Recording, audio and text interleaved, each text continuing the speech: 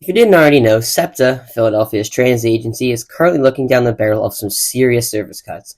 These cuts aren't just shaving off some mundane bus routes with low ridership or frequency reduction, but literal elimination of 5 regional rail lines. 5. 5 regional rail lines are going to be completely eliminated.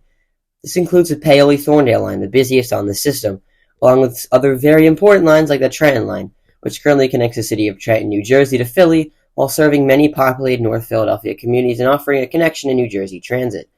Unfortunately, today we're going to be looking at the regional rail lines that SEPTA plans to cut.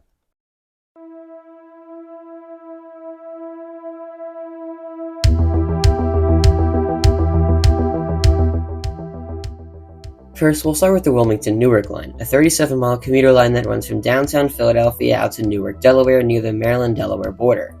Annual ridership pre-pandemic was strong, with over 2.5 million riders per year. Since the pandemic, ridership has been bouncing right back, and will reach pre-COVID levels soon, if it isn't cut, obviously. 22 stations in Delaware and Pennsylvania are served by the Wilmington Newark, with many of these stations being South Philadelphia suburbs only served by SEPTA. While the frequency could be better, it's still a robust option when compared to driving in South Philly. The line also serves Wilmington, Delaware, a city of around 70,000 people. Wilmington has been growing as of late, and a commuter line that connects it with the greater Philadelphia region allows for easy cross-border transit for Delaware and Pennsylvania residents.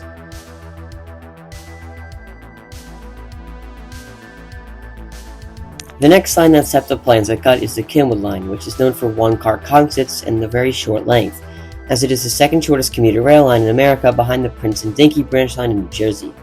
Pre-COVID ridership sat between 120,000 and 180,000 yearly riders, with current numbers slowly rising back to those levels.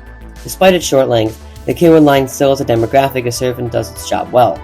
According to SEPTA, the Route 65 bus will act as a fill-in for the Kimwood line once or if it is terminated.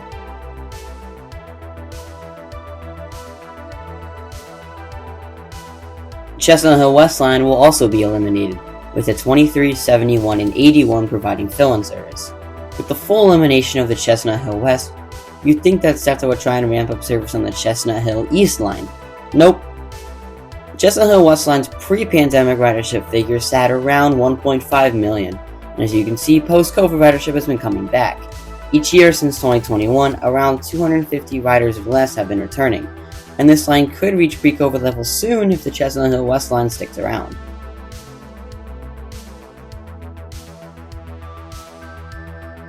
Now for the big one, the Paoli-Thorndale line.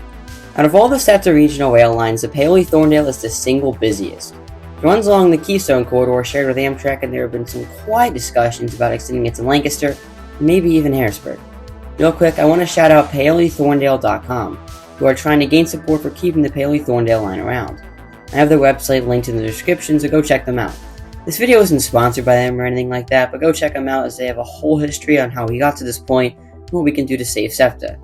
Back to the line itself, pre-pandemic ridership sat at around 5 to 7 million, with ticket revenue well above 20 million. Post-pandemic ridership is coming back, currently sitting at around 3 million, still making it the busiest line on the regional rail network.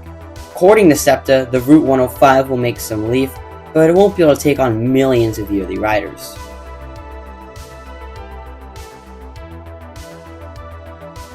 Fight on the other side of the Delaware River could leave New Jerseyans in a lurch, particularly those trying to travel to Philadelphia.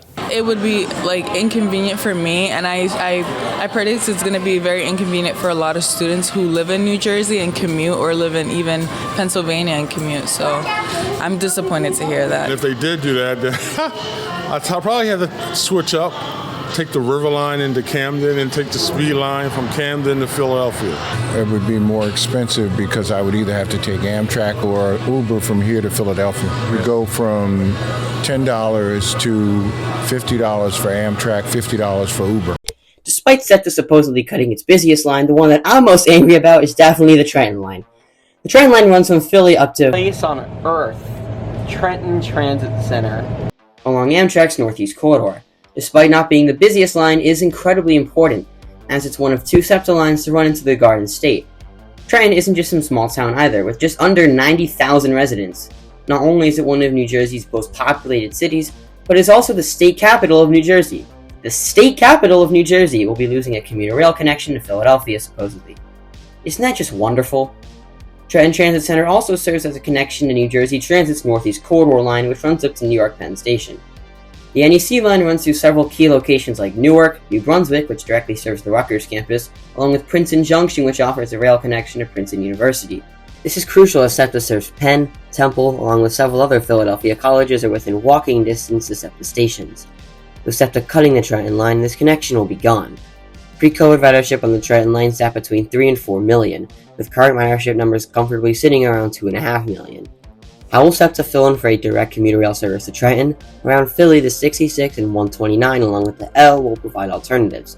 The West Trenton line runs up to West Trenton, and while that's just 5 miles away from Trenton Transit Center, the best transit connection is the 20 bus, which takes 20 minutes without driving. If SEPTA were to cut the Trenton line, millions of people would feel the effects. This goes for all SEPTA commuters along lines with risk termination. So many people rely on SEPTA for their daily lives. Now, it's very possible these proposed cuts are just threat tactics to get more funding, but still, these cuts are on SEPTA's official website and have dates slated for the cuts to go into effect. Either way, let's hope SEPTA will get the funding it deserves, and will keep these incredibly poor regional rail lines around.